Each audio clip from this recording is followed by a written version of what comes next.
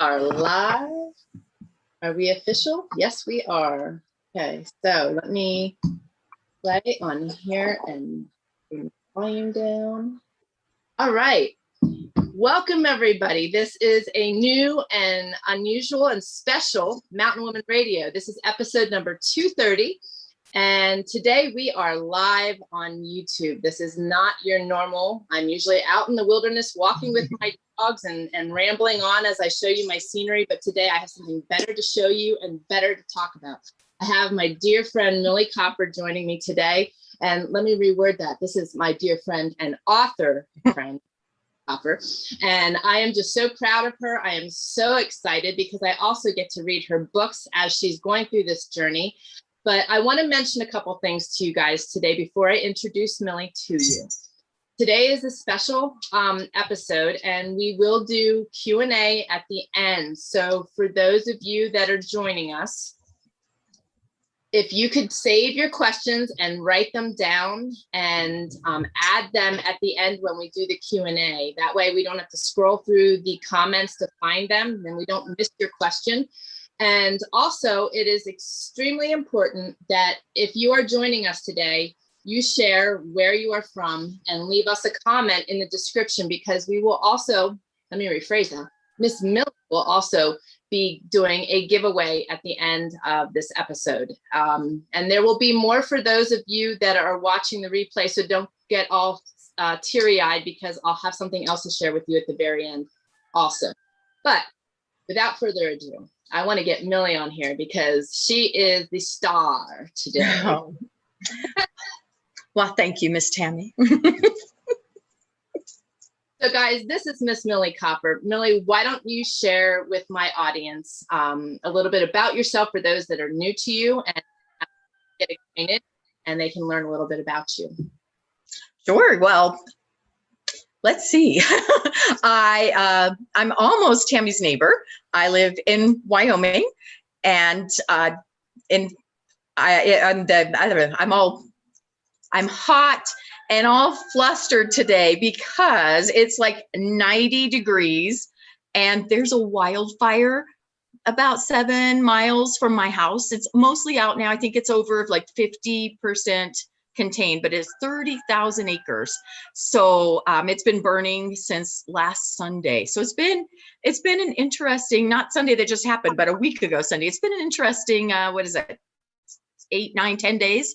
But I'm so excited to be here today and just to take a break from thinking about the fire and everything else, and chatting with Tammy and meeting all of you. So again, I'm Millie Copper. I live in Wyoming. Until about a year and a half ago, I think it's been a year and a half, I was living off the grid also, just with a very small solar system. And it was an interesting time, because when your solar system is small, and Tammy knows this, we were just talking about this, you pick and choose what you can do each day. If you don't have enough sunshine to do the laundry, then the laundry waits. If you don't have enough sunshine to go on the computer, then you have to either fire up the generator or not go on the computer. So it's actually much easier being connected to the grid. Full-time power is something to enjoy, but it's been so hot here, and I think everybody's using the air conditioning. My electricity keeps going out. So at least I do still have the solar system in place. So the tiny solar system is worth its weight in gold on the days the regular power goes out. My husband really enjoys having regular power because it means we have running water now. Before, our joke was we had running water, but he ran out and got it 1 gallon at a time. So now we just turn the faucet and the water comes on. It's pretty nice. I live here with my husband and my son. He's 12. And I don't know if you all can hear the rooster outside my window, but I have 2 roosters and I think 13 hens. I lose track of exactly how many. And I also have 9 goats. You won't hear them. They're back in their pen and they're quiet anyway. And a little dog who's laying next to me, and at any moment she will jump up and start barking. So be forewarned. My audience is totally that with my beast. So we're all good. This is real. This is real. And pretty soon my son will forget that I'm doing this and he'll run in here to tell me something. So you can almost count on this happening. That's why we're such kindred spirits. Yes. Chaos, yes. And Tammy and I think we've mentioned this before, Tammy, when we've chatted on a previous episode, that Tammy and her husband actually built my house. So that's we're really connected. So my log cabin is a Trayer original. Yeah, and it was a fun experience down there. Millie and I met before that. We met online. Yeah.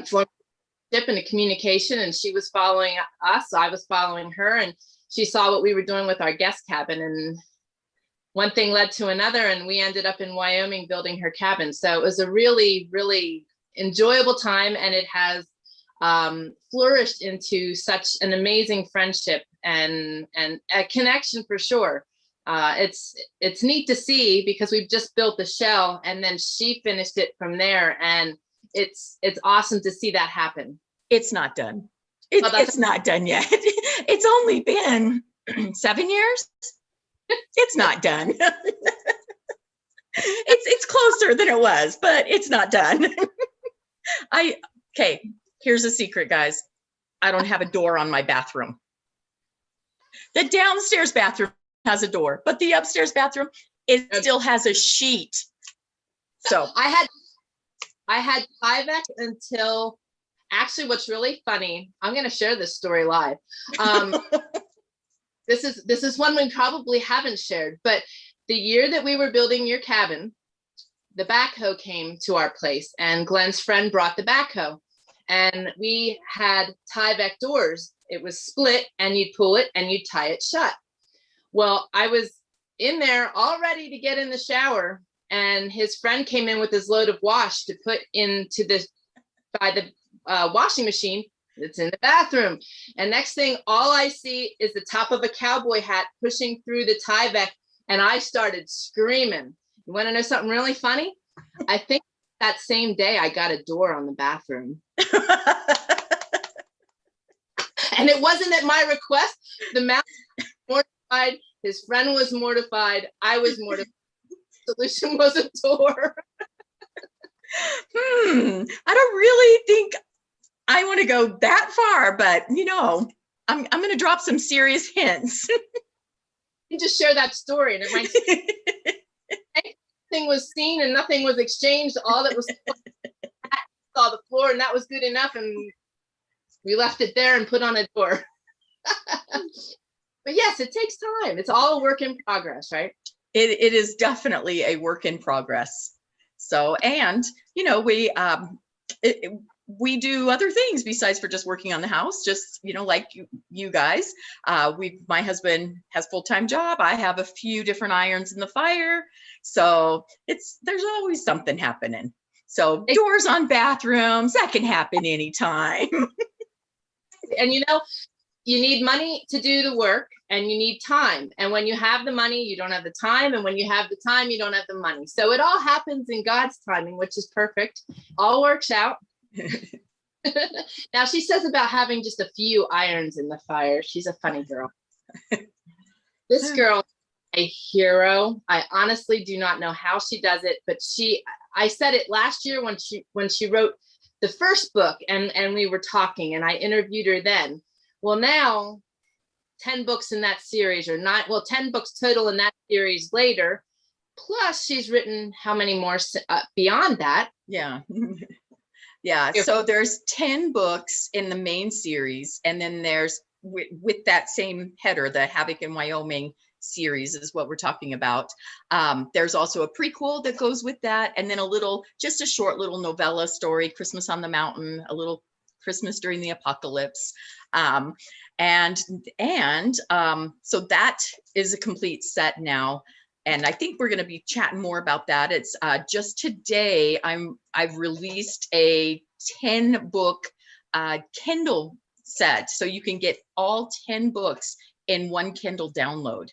So that just came out today. It's not available. I mean, it's 3,500 pages. So you can't get that as a paperback. Now, can you imagine hauling around this big old, you need a wheelbarrow. Anyway, but the paperbacks are available individually. But if you're a Kindle fan, it's really convenient to have that one download. So that's available today. And then coming next, is this June still? It is June.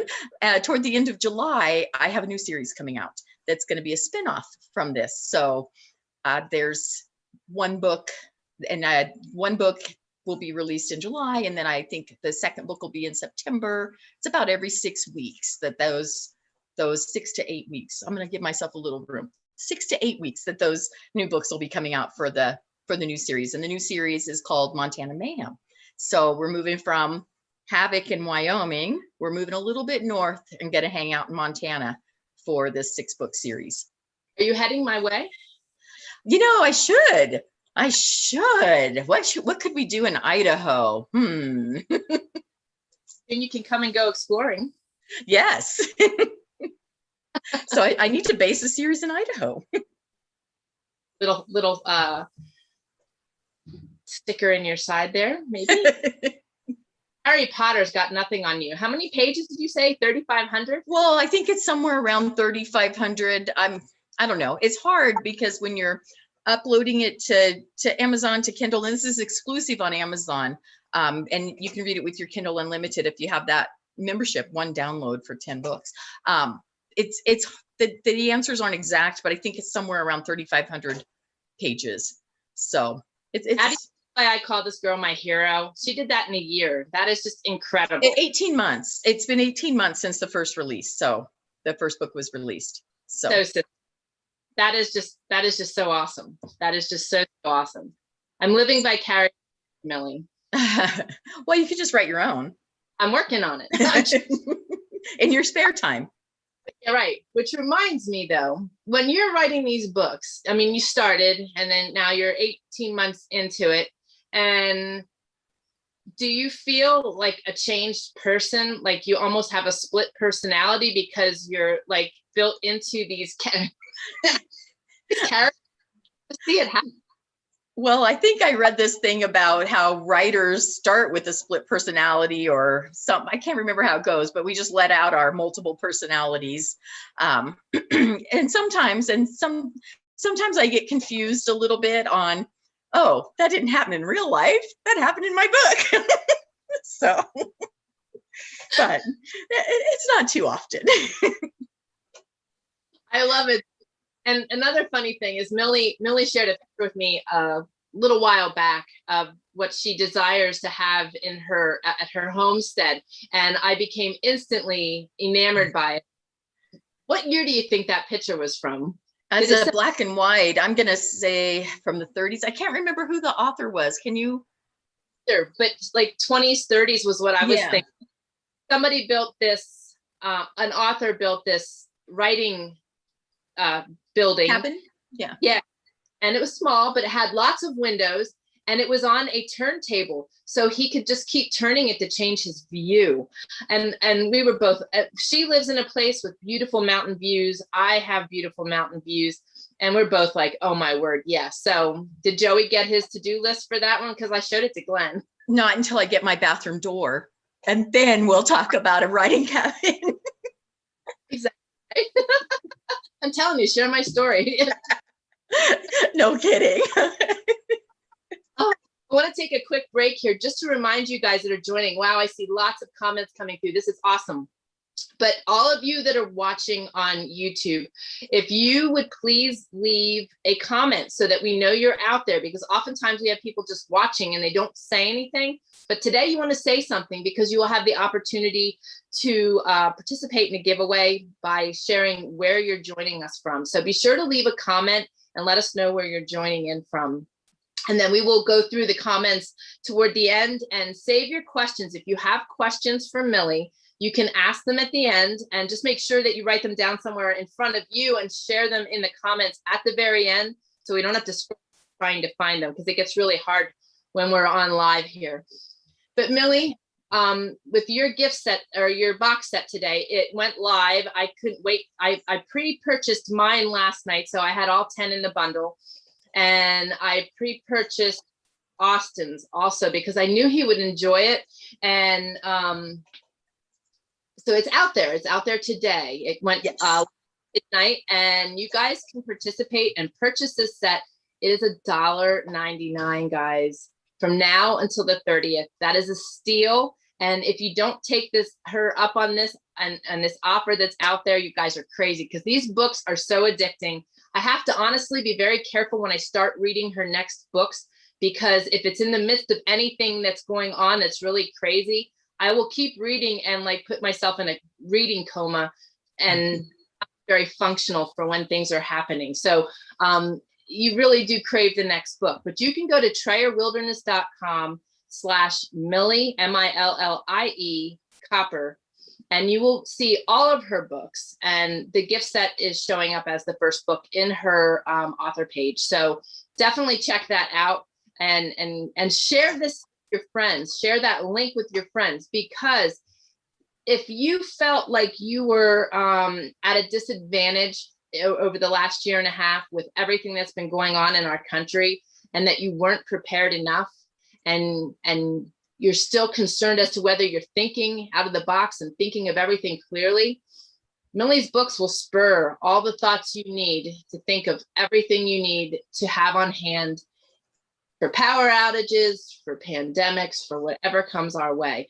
And you hear me preaching it all the time. We need to be prepared. It's an investment. It's not, stocking up and being crazy. It's an investment in your future. And so are her books. So definitely check it out. So Millie, you don't just write fiction, you also write nonfiction. So share all the different things that you do so everyone knows. Well, I am mostly focused on fiction now, but I started, when Tammy and I first met, we were both bloggers. So I have a traditional foods, preparedness, homesteading, kind of a mishmash blog, can't remember the name of it, homespunoasis.com. And I have 5 books, nonfiction books on traditional foods there. There's a freebie one that it's kind of fun. A lot of people don't look at traditional foods or don't think that it can fit into their life because of the costs involved. Traditional foods and real foods has kind of a stigma of being an elitist item. And my husband's a janitor. He works as a school janitor, and we were able to transition slowly, a little bit at a time, from a regular diet to a traditional foods diet. And it's funny, when I had just moved to Casper, Wyoming, when we started our traditional foods journey, and I was looking for grass-fed beef, and I found a lady advertised probably on, I can't remember what it's called. There's a website, Get Wild or something like that, where you can find producers and get grass-fed beef and eggs and all kinds of different things. And so I called her up, and I was talking to her, and she was offering a CSA, and it was, like 10 pounds of meat for something like $70 a month. I mean, it was kind of a lot, not a lot in today's world, because that's how much it is for grocery store meat. But at that time, this was 2009, maybe. We were talking a little bit, and I told her I just moved here and that my husband worked as a janitor at one of the schools, and our conversation ended shortly after that. And then I called her a couple of weeks later to start my CSA to be able to get my 10 pounds of meat each month. And I found out about a year later, she and I became really good friends. And I found out that she never expected to hear from me again, because, what in the world is a janitor's wife doing calling about this grass-fed beef? But because there was such a stigma, so many people just, you think it's just for lawyers and doctors, and I don't know, but it's really not. One thing that we really did was we learned to make that meat stretch and use every bit of it, and really it was the best thing for us. Our health improved so much in that first year and a half where we were switching over. We had my husband and I both had irritable bowel syndrome, ick, if you know what that is, ick. But we were able to, just by changing our diet, to eliminate our symptoms. So in that, it was great to be able to do that on a tight budget. And so I really share a lot of that in my blog. And the first book is called Thrifty Food Plan Experience, where I did 2 weeks spending on what the USDA calls the Thrifty amount, which is their lowest amount. Did you guys know that they have this like guide that tells you how much money you should spend on groceries? I didn't know about that. But anyway, they do. They have it broken up like thrifty and moderate and extravagant or something like that. So the thrifty is the lowest. And so I did the Thrifty Food Plan Experience, 2 weeks on what they said was the thrifty amount, which I'll tell you, it was about $25 more a week than what we were already spending. So, so that's the first book, and that one's free. Actually, you can get that one for free on my website. And then I have Real Food Hits the Road, about how to eat when you're away from home. Try to stay with real food and traditional foods away from home, using a whole variety of different methods. Design a Dish, which is one of my favorites, which uses, instead of recipes, it's all about methods, using different methods to create your foods with ingredients that are abundant to you. So, you might not have a blueberry bush to be able to make blueberry muffins, but maybe you grow pumpkins every year, so you can make pumpkin muffins. Well, so these are formulas on how to make that pumpkin muffin with whatever ingredients are best for you. And besides for muffins, there's casseroles and, soups and stews and everything in there, to be able to use ingredients that are good for you, that are best for you with these methods. And then I also have Stock the Real Food Pantry, which is a preparedness book on how to fill your pantry with real foods, traditional foods, and how to use those. And then my last book is the Stretchy Beans. I love beans. And that was one of the things we would stretch that 10 pounds of meat each month with a lot of beans. So I'd make a big batch of beans on Monday, and then we'd have more beans during the week, but instead of it being the same beans every night, I'd reinvent them. So Monday night, it might be beans and cornbread. And then Wednesday night, maybe it was bean and little bit of beef burritos.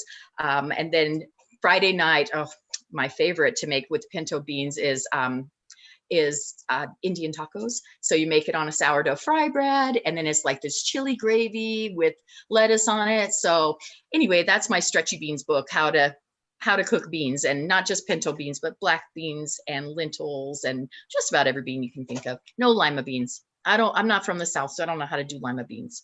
So same as other beans. Lima. Oh, yeah. My favorites, because I used to shuck lima beans with my grandparents on the porch, and they were one of my favorites. So yeah, same as other beans. Well, so there you go. There you go. So whatever bean you want from that book, you can use lima beans. Tammy said so. Yep, there you go. But those are such good books, because so many of my audience is always asking for me to show what I'm cooking, because we just throw stuff together. And I know you pretty much do the same thing. Mm-hmm. Left another meal, you just learn to be creative. And a lot of people just don't have that makeup to have that instant thought to know how to do that. So these cookbooks are fabulous, as well as keeping your pantry stocked, which is a really important aspect of things, because so many people are doing nothing but processed anymore. And it's again, another having to retrain the brain on all the ingredients and things you need to make these things. It's not difficult, but it's a process. So awesome. Yeah. And it does take a little bit, like, I think spices for any pantry, the more spices you can add, the better, and know how to use them, because, especially when we're talking about preparedness, you want to be able to create dishes that are interesting. food fatigue, people kind of joke about it. Oh, if you're hungry enough, you'll eat anything. But food fatigue is actually a real thing. There's studies on it. And being able to create interesting dishes can really help with that. Sure, for sure. Morale, everything. Just having something that's good to eat, and your favorite things in those situations. You know, it's comfort. It's comfort, and when you're going with bland food, it just it does get really old really fast. So, and not to mention the fact that if you have spices, that's something else that you can use as a bartering tool. So Right, definitely. So, and you know, things like toilet paper can be a bartering tool, as we well know. So that's actually pretty funny, because in my fiction books, they're kind of a mix of a whole bunch of genres. They're apocalyptic fiction because they take place, the prequel starts before an apocalyptic event, but the rest of the books follow through what is out now for the first year of a apocalyptic event that starts kind of benignly as a simple attack, and then it's a series of attacks, and each one just escalates until everything's a mess. But the books are also, besides for being apocalyptic, they fall under what people would call prepper fiction, because I do a lot of prepper stuff. In book one, there's a lot of shopping. They're doing last minute shopping that, you know, they're nervous about what's going to happen. And I kind of feel, you know, this is how I would feel if I thought this bad thing happened. Even if it didn't happen near me, I'd be, you know, going out and doing a little more preparing. And well, I did do that last year when the grocery store shelves were emptying out. It was still, it was a good idea to get a few more things. And I mean, we were still able to get toilet paper here. And I was actually mailed toilet paper to people who couldn't get it where they lived.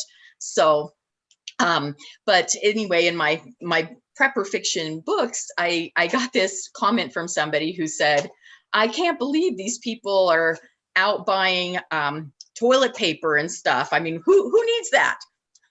Well, I got that comment before the toilet paper apocalypse. So it's funny that how much life has changed to see, yeah, it's not a bad idea to keep a few rolls of toilet paper on hand, a few extra cans of beans. So yeah.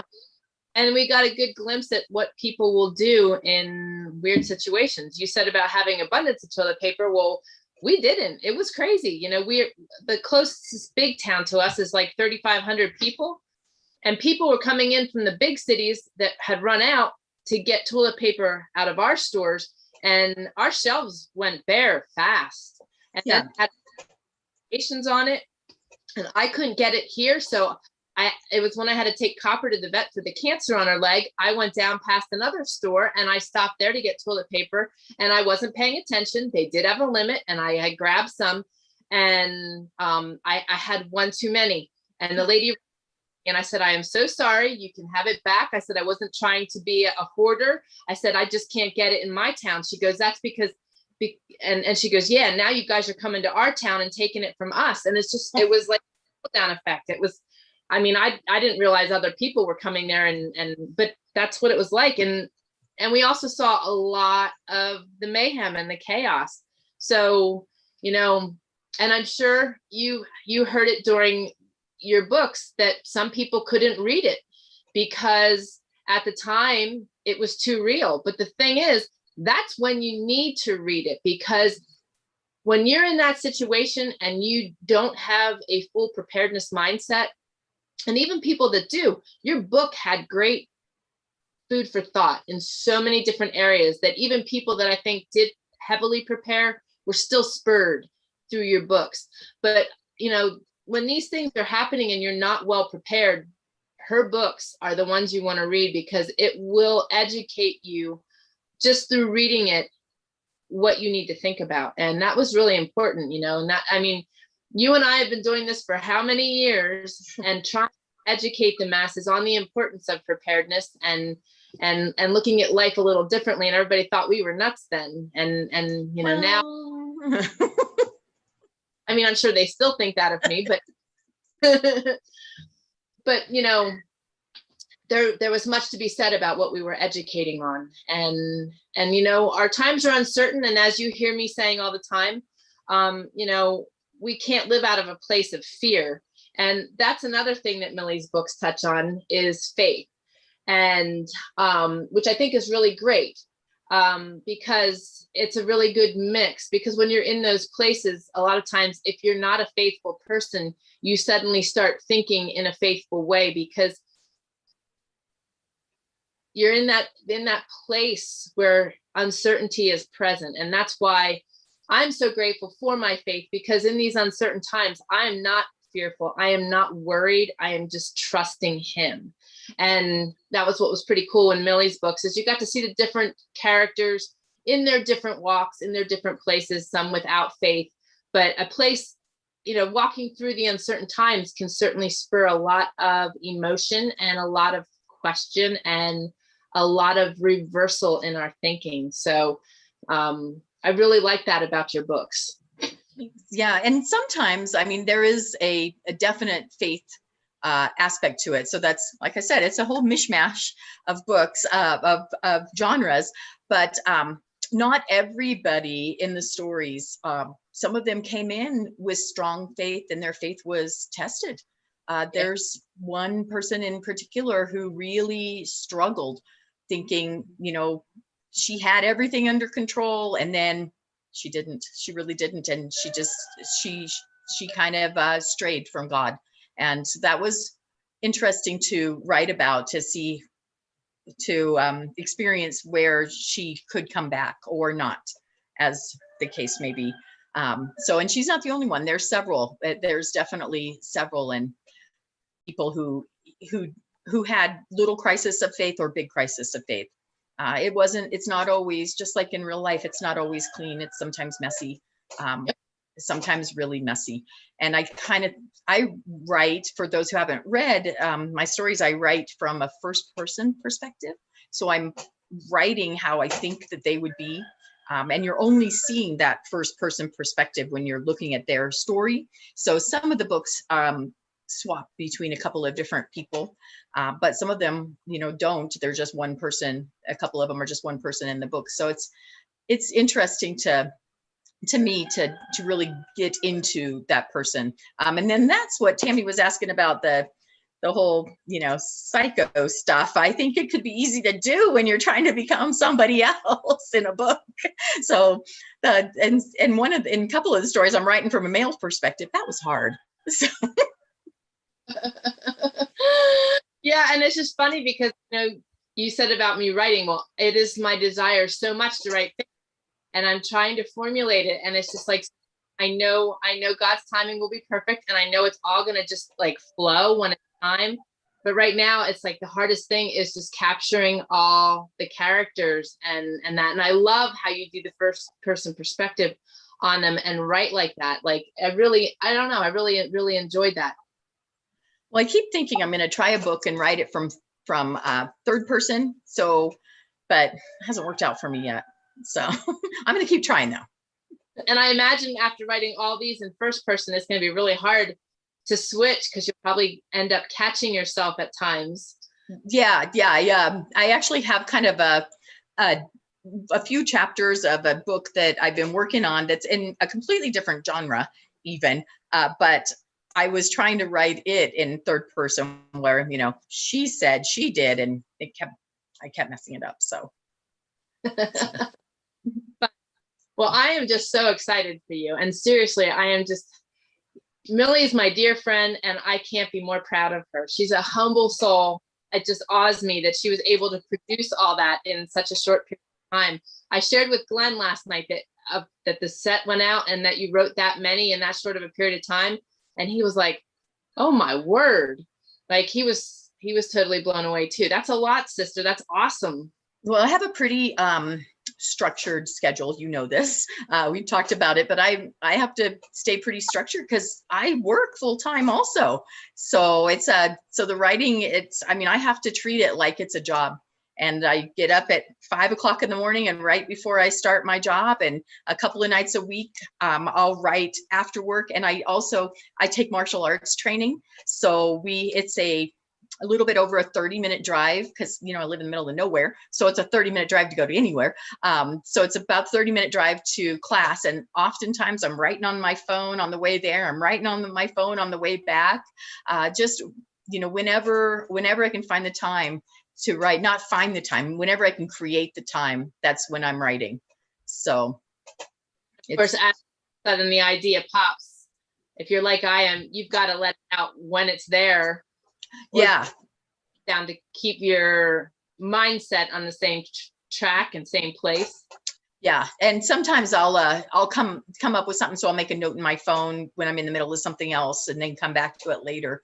And I'm trying something new with this new series, the Montana Mayhem series, the one that I said is coming. First book will be out next month.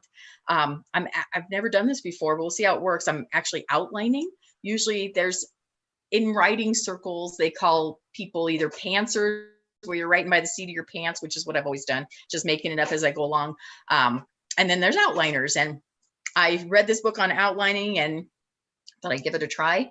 But so I'd already written the first 2 books in the new series before I read the outlining book. So I did an outline for the next 4 books, and I'm actually really glad I did, because I found a couple of issues so I needed to rearrange things a little bit. But now I'm writing the 3rd book using my outline, and oops, I can't seem to follow my outline. So I'm still, even though I've got this outline, I'm back to pantsing it. So right. We'll see. We'll see how it turns out. Characters taking over again and going off the page.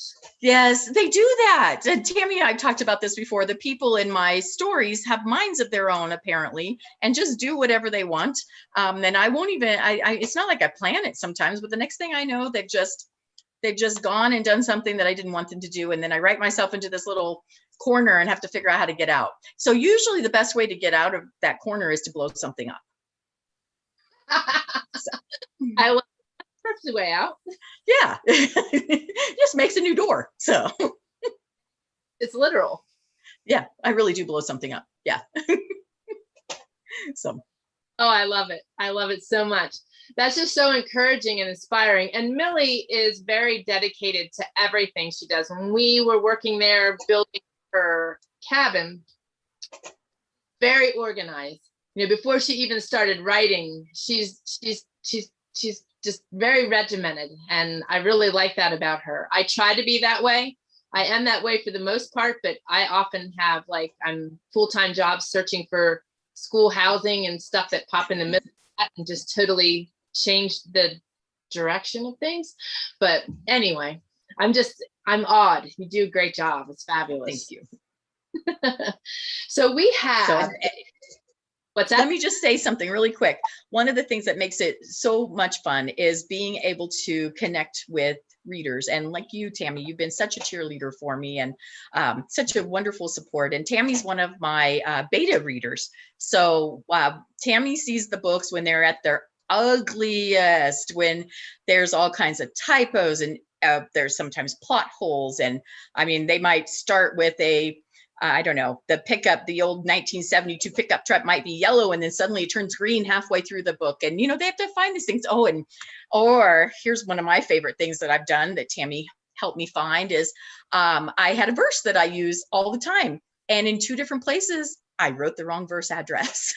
So even though I know that verse like the back of my hand, I messed up. And so that's what the beta readers are for. Yep. So Tammy's been a huge help there. And then, so I have a nice little beta team, which includes Tammy. And then I have an email that goes out every week with a lot of times it talks about preparedness and homesteading stuff. And I just really appreciate the people in my readers club. I get so much interaction. I'm always getting emails back from them. And a lot of connection on Facebook messages and stuff. And I just really enjoy hearing from people. It's been an absolute pleasure to get to know people and to be able to share your lives. So awesome. That's so awesome.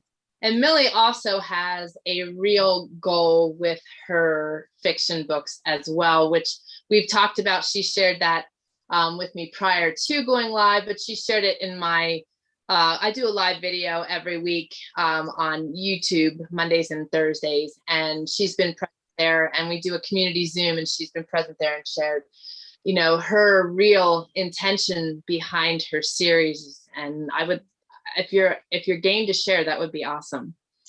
Well, it didn't start this way. So when I first started writing, it was just a kind of an outlet. I had no plans of publishing, none, zero. But my daughter I let her read one of my stories. I don't know what I was thinking. And she's like, this is really good, Mom. Let's, you know, you could fix it and make it better. But then I think you could publish it. I've read worse.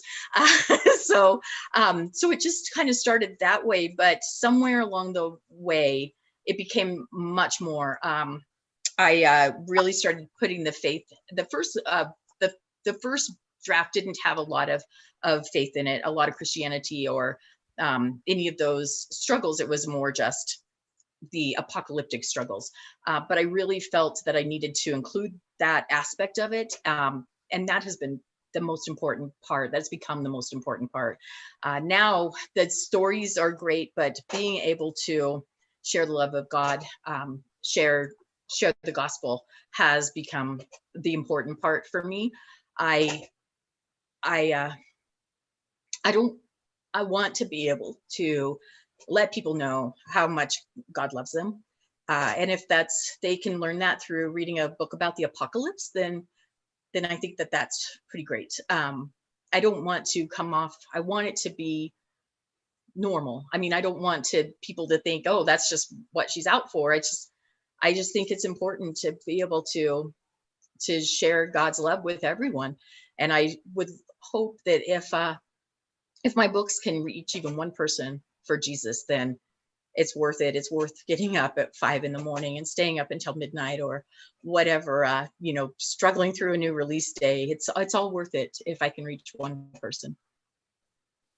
Amen. That's so awesome. That's so awesome. Thank you for sharing that, because I just think that's so awesome. And we've been friends for a long time. So just to see all that you're doing and the growth in your books, and it's just very amazing.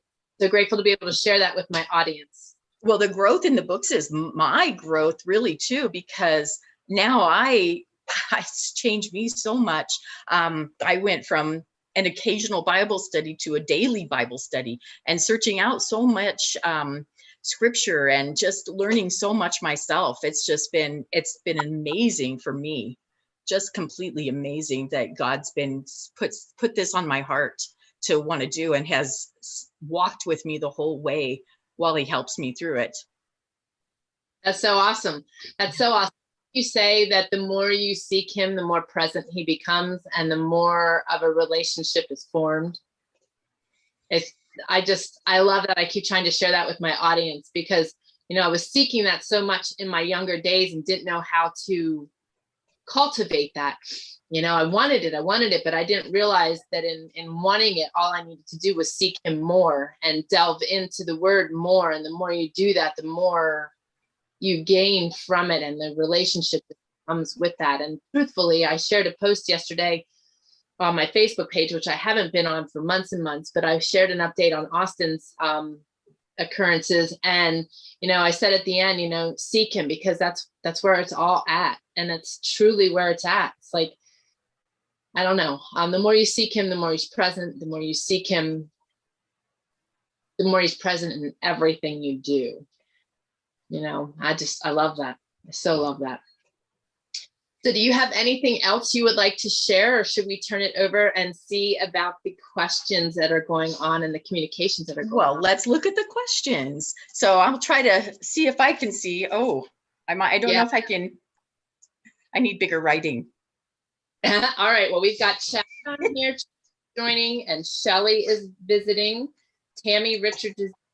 We've got Jane, Miss Janie. We've got Deb is on, and she's saying hello to us. So was everybody else. Let's see here. Deb says, we love Tammy and our community for being totally real. We are real. We are real. And my kindred spirits are all real, because that's why we've connected, right? Pretty real. And we've got Mill in the house, and we've got, let's see here. Shelly says, wow, a Trayer original. Lucky you, Millie. I'm telling you, I should do a video tour sometime of my house. I'll have to clean it for days first, but then you guys can see just how great it is. I could do the outside. It looks pretty good outside. You guys could see just how great it is. Her floor, her neighbor helped do her floor, and oh goodness, I drool every time I look at that picture of your floor. It's just amazing. Yeah, it's pretty nice. It's a hickory, hardwood hickory, and it was stained on site. But now that it's been here a few years and looking at it, it needs a new staining. So Wyoming's a little hard on floors. You know, it's sand. We got a lot of sand here and wind during the summer. So we're bringing stuff in all the time, even though I have a mud room that's supposed to gather all that stuff, it doesn't. And then during the winter, we've got snow. And anyway, my floor is taking a beating. So do mine. It's crazy because we have the different seasons. My mother-in-law, when she was here, said you should get a doormat from the inside. I'm like, then I'd be taking that and shaking it off all day long, as well as sweeping the floor. I'm like, I'll just keep sweeping the floor because it doesn't stop it. Right. So Deb says, sounds like my home. Many things not completed. I always say functional over pretty. Exactly. And Mill says, no doors on anything in our house, just the bathroom and front and back door, lol. Just got the bathroom door covered anyway. Well, Shelly says, we have a door on our bathroom, but the wood trim is not there, so you can see through. The little ventilation. There you go. Good, bad, or ugly, you know. Oh, and Mill says, funny story, Tammy, with the bathroom door, probably, yes. Waiting very impatiently for the next series. The first series was so good. There you go. Thank you. Shenanigans in Idaho, Jane said. Jane always has the best stuff. So your title for your Idaho book would be Shenanigans in Idaho. Oh, I like it. Starring Tammy Trayer. Trouble. And of course, us together, it's double trouble. Deb says, are there going to be any more on audio? Yes, actually, that is on the list. It's a big list, but it's at the top. It's near the top of the list. So I had intended because the first book called Will's Homestead came out on audio. I started the audio process right before the pandemic started. And then I just couldn't continue it with everything going on. So it's pretty involved, and I didn't have the brain power, honestly, to continue it at that time. It was just writing was taking everything I had. But I'm back to working on that. I'm actually coming together with a plan to get the previous series all put on audio, and possibly, hopefully, maybe the new series, the audiobooks will come out close to the same time as the ebook and the paperback. That's the goal anyway. But you know, we're burning daylight. I don't have anybody recording it yet, so I thought I had that set up, and now I'm not so sure. So hopefully, yes. That's a long answer to yes. There will be more books on audio. We'll keep working and updating guys, because it's so funny because my guys and Mountain Ben are the ones that listen to books versus reading them, and I know they would enjoy it. So they're waiting patiently because Ben's in a tractor all day, and he's like, oh, yeah. I wish. And my husband, I mentioned my husband's a janitor during the winter, so he can't really listen to books when he's doing that work. But during the summer, he is the sprinkler guy. So he's digging holes and trying to keep the sprinklers going, and sometimes mowing lawn and stuff. And so he's always got a book in his ear. So I think audiobooks are really great. And I do want to get those done. So. Awesome. Well, we will keep you guys updated on that. That will be when you have those in the works. We will do something again so everybody knows that they're out there. Let's see here. Shelly says, love that name, Jane. Hey, Fuzzport. Fuzz is on here. Fuzzy stopped by to catch the dancing girls. I don't know. So Deb says she's from Omak, Washington, and she says just drove to Denver through Idaho, Montana, and Wyoming. There you go. Oh, we have Mary Smith joining. Good afternoon from East Central Illinois. I'm interested in hearing your journey as an author. Okay. Yep. She's an awesome lady. And have you read her books, Mary? because you'll definitely enjoy them. Let's see here. Fuzz says, thumb it up, guys. 16 watching, 6 thumbs up. Thank you, my friend. Thank you, my friend. Deb says, going to purchase the set. Shelley says, I'm joining you from Cassidy, Vancouver Island, Canada. Mr. Keith is on here. He says, greetings from New Zealand. Hello. Yeah. Let's see here. Shelley says, her books are so addictive, just cannot stop reading at all. Put life on hold to read them. I told you. Buzz says, I've got to upload a video. Catch you guys later. All right, my friend. Blessings. Thanks for joining us.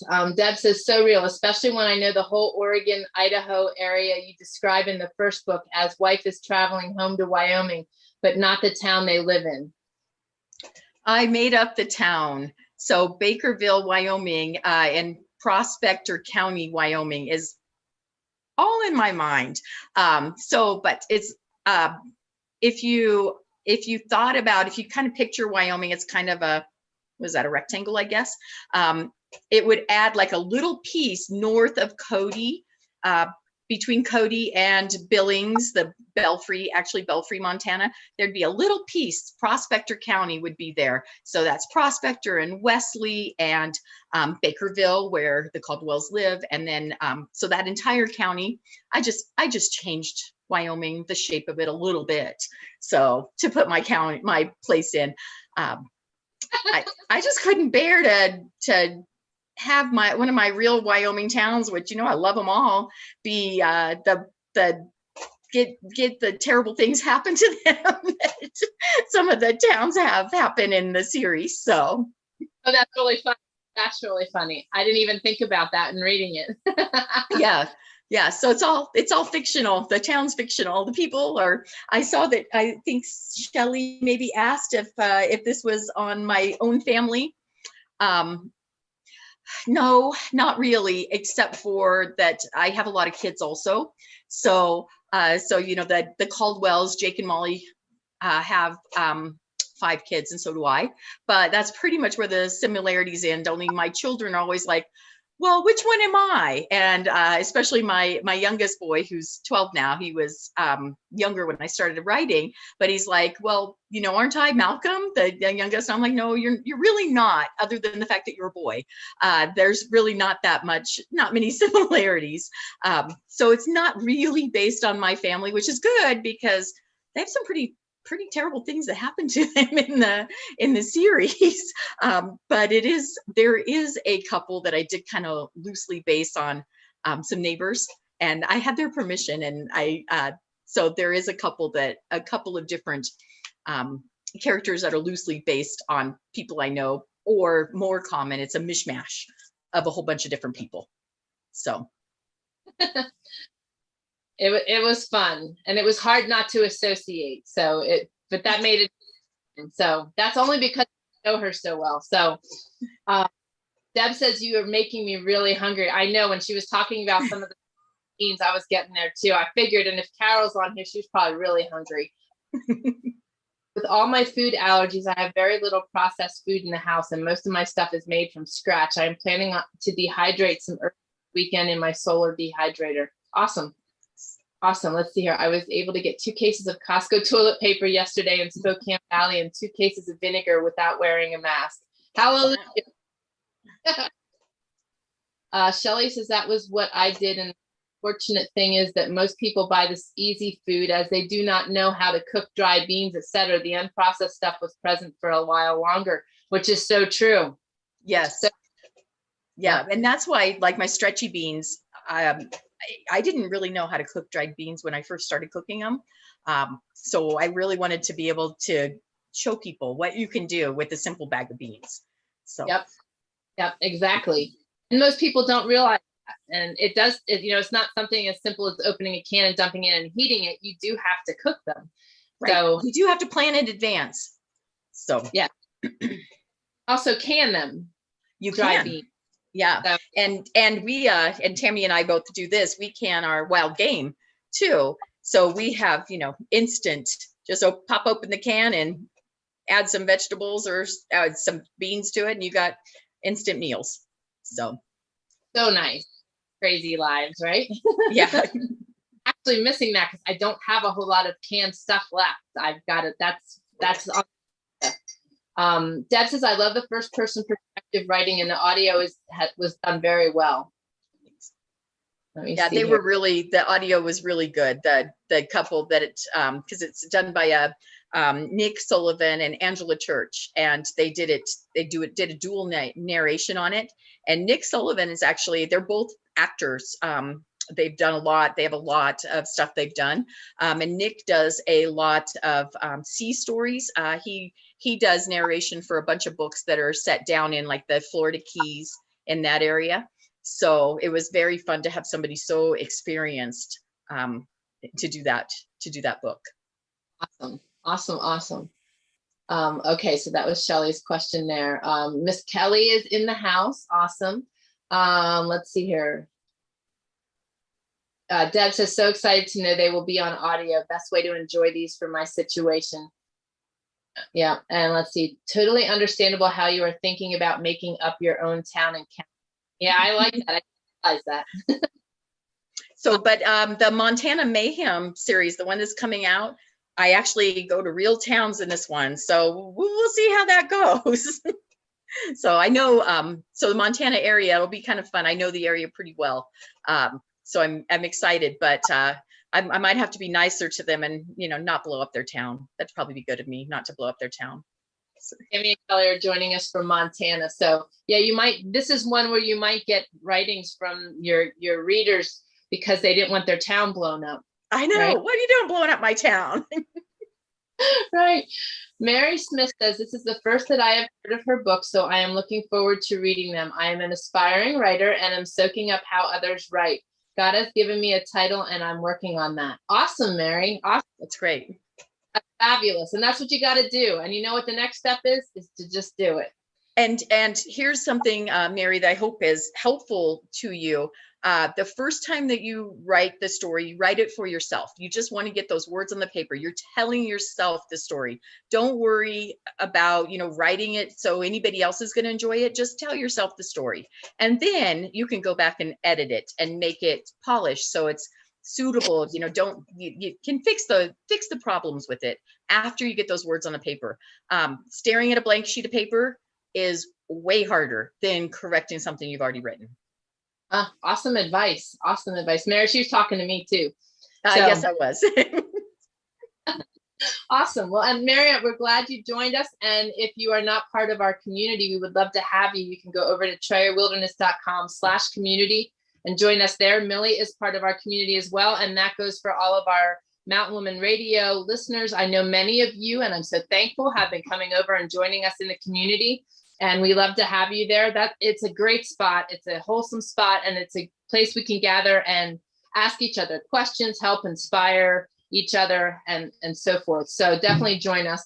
I'm going to request our local library in Bridger get your books. Oh, that's fabulous. And actually I'm working on right now. I'm going through, there's a program that I need to go through to get all the books put in so that libraries can get them. It's and the funny thing is, so my daughter, I mentioned, she prodded me into doing this. So she's my right hand. She does all the hard stuff, like figure out how to get the books in the libraries. So she started this process of putting them with this program, and she thought that she got stalled and they didn't accept them. Well, come to find out, all but 3 of them are in this program now. So we just have to get the final 3 put in, and then the libraries can get them in without any trouble. So. Oh, fantastic. Oh, yeah. And Mary, for your advice. Yes, awesome. You're welcome.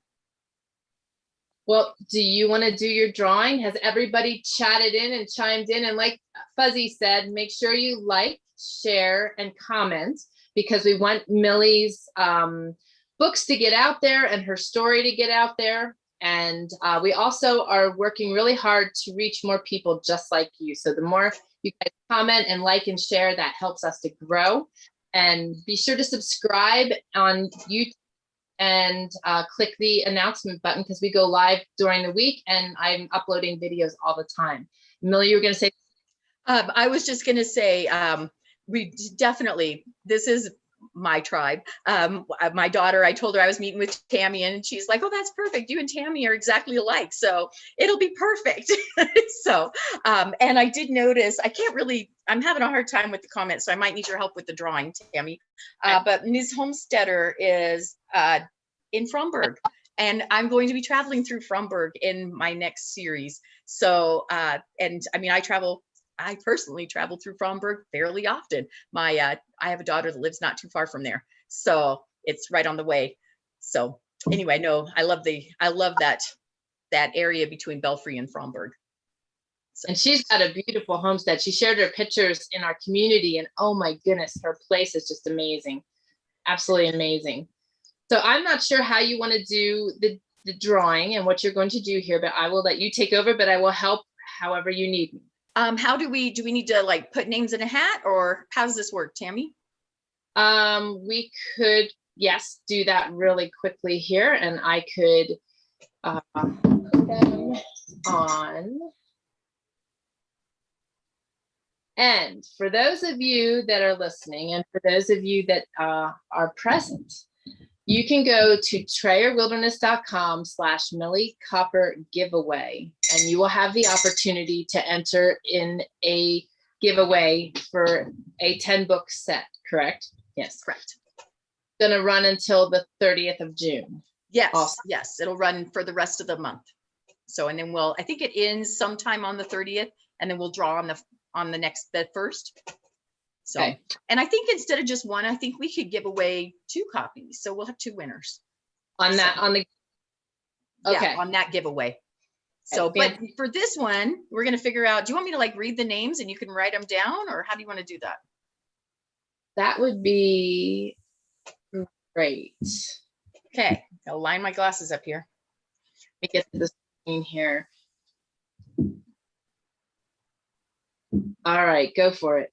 Okay, Vandal, Vandall. Okay. Ooh, my screen is fighting with me. There we go. All right. Shelly P. Yes. Tammy R. Hi, Tammy. I didn't know you were on here. Jane Buck. All right, Jane. And Deb's Enriched Refuge. Right. And Fuzzy. I think Fuzzy. Miladine. Okay, Mill. I love that name. Am I saying it right? It's beautiful. Oh, I love it. Let's see. Is Fuzzy Fuzz Tea Fork? Yes. Yeah. Okay. Mary Smith. Okay. Keith Gray. Got it.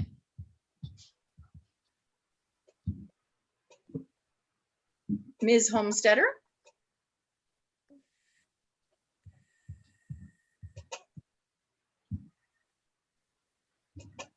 Okay, I think that's it. If I missed anybody, type your name in quickly in case I missed you. If you didn't share where you're from and that you're joining us, now's your chance. I think I got everybody down. All right, so we can run a. Oh, I see Jane, Red Lodge Cafe, best chicken fried steak. Yes. Yes. Jane travels. Jane's been all over the place. I love it. Yeah, that fire I was talking about earlier, Red Lodge, they had a bird's eye view from Red Lodge of it too. It was pretty nerve-wracking for a few days. So a few houses were lost outside of Belfry, up in the draw, I think.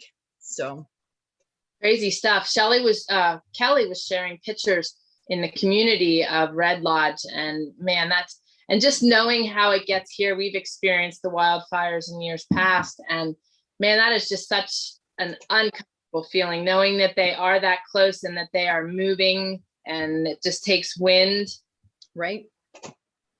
Just, the conditions can change so quick, and everything can change so fast. So yeah. Okay, are we ready? Oh wait, we have we have Ms. Teacher Lady 79. She just jumped on here. You just made it. All right. And may I ask your first name? And happy to have you joining us. This is awesome. All right. So we got her in here also. So Millie, how many are we what are we giving away? What are we gonna give away? I have an audiobook. So we could give an audiobook away. We can give a 10 book set away. That's the e-reader Kindle version 10 book set. And I also have a paperback. You can pick which paperback you'd like. I'll even sign it if you want. I don't know. So let's draw out the first one, and then they can pick what they want. How's that sound?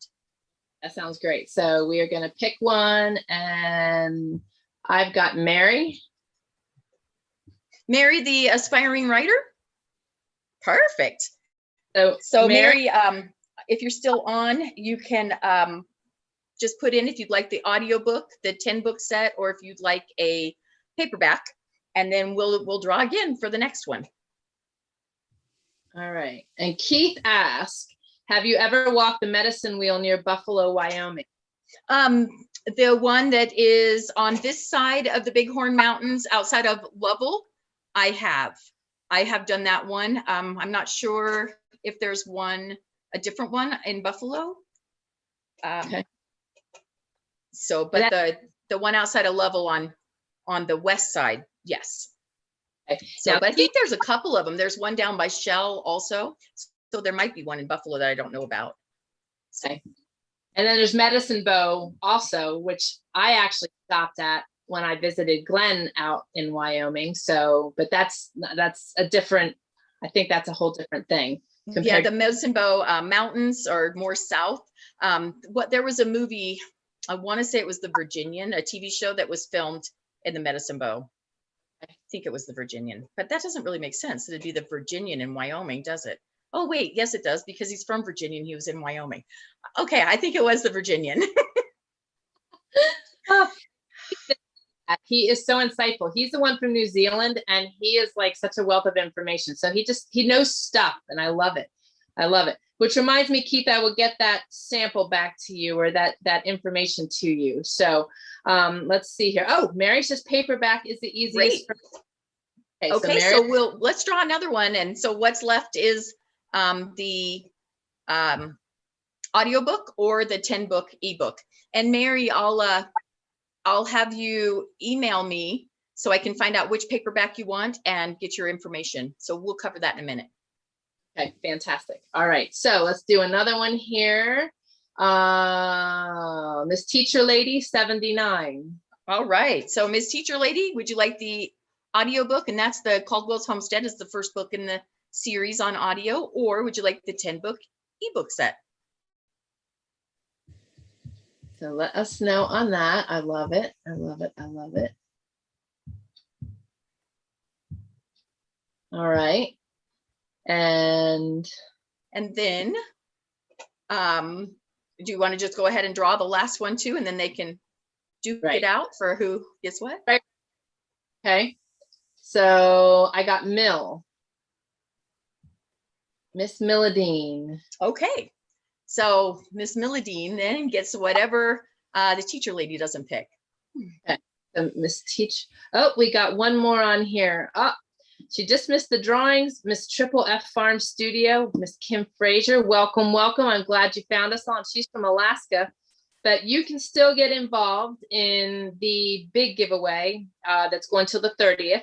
And anybody else that did not win today can go into TrayerWilderness.com/Millie Copper and you can enter to win two. We'll be doing a drawing for 2 of her 10 book ebook sets. So 2 winners will be chosen on the 1st of July. And when this is over, I will be adding the image to the video and the description in the video. In the description, you will find the links to find Millie, her books, and also the giveaway if you missed it now. She says the 10 book ebook set is what Miss Teacher. Okay. All right. We're happy to have you, Kim. Subscribe. We love having new friends, to join us. We've got an amazing community here, both in Mountain Woman Radio and at TrayerWilderness. So she's going to do the ebook, Mrs. Teacher Lady. All right. And so then Mill gets the audio. Unless you prefer an ebook, we can do that. We're easy. Okay. All right.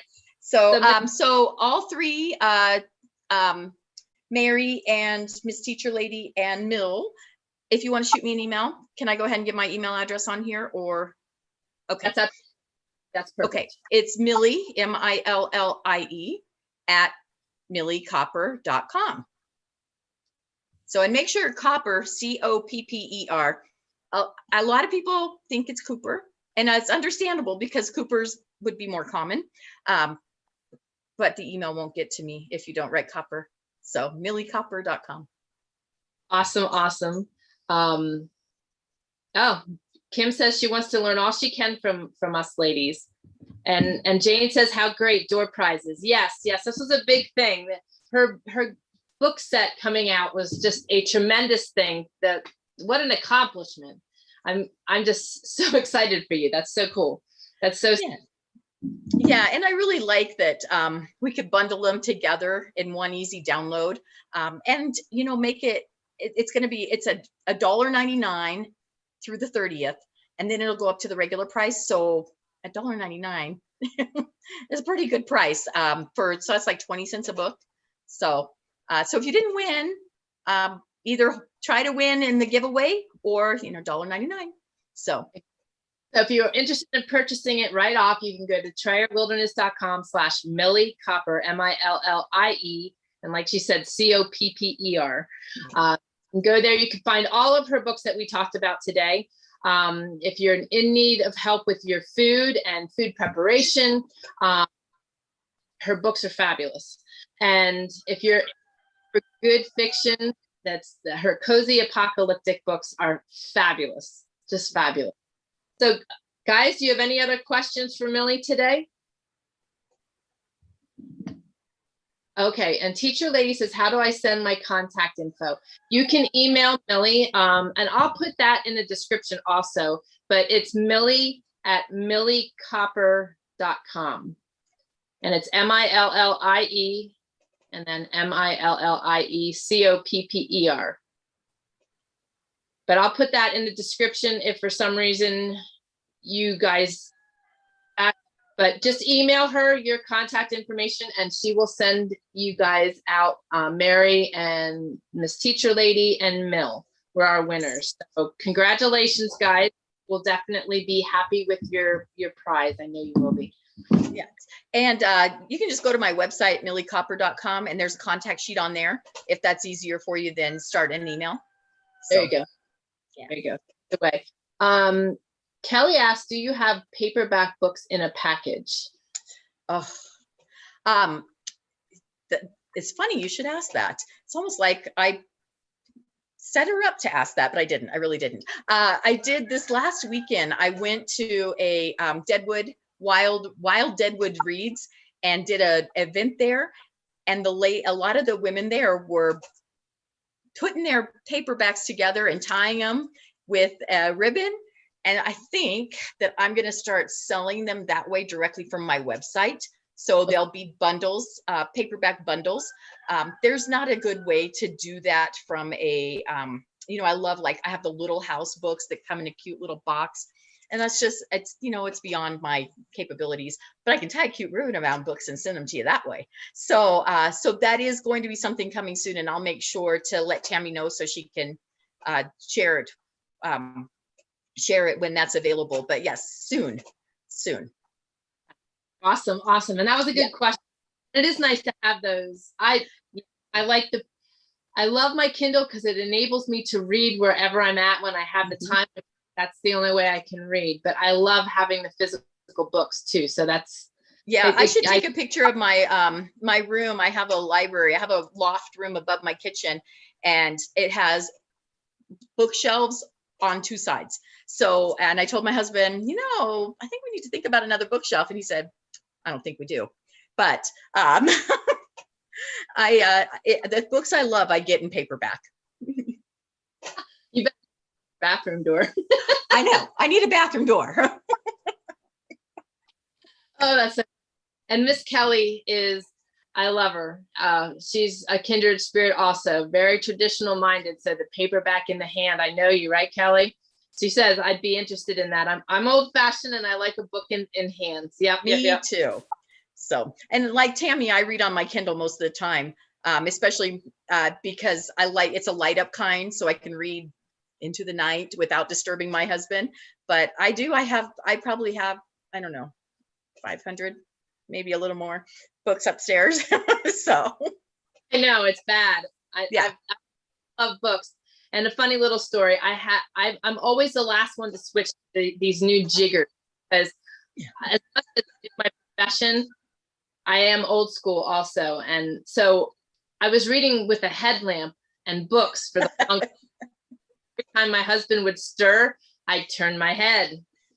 And then I'd blind him and then I'd get glared at. So I still in the iPhone. So yeah, it's much safer that way. Definitely. Everybody is saying thank you. Shelley says, thank you for joining us today. Really enjoyed this live. I think I will be ordering special as these books are so good that I will reread them for sure. I know it's another Little House in the Prairie series to get reread. I know it. I've already done some. Kelly says you can never have too many books or bookshelves, Law, right? It's exactly. True. Jane says that's what she's doing, cutting the doors up and making bookshelves. Stuff to say. Oh my God. That's hysterical. Shelley says I prefer a book, but it's much easier to use the Kindle when I'm away, right? And she said, and Tammy says I'm with Kelly on books. Yeah. Well, ladies and gentlemen, thank you so much for joining us live today. This was fun. This was not a normal Mountain Woman Radio, but this was very fun.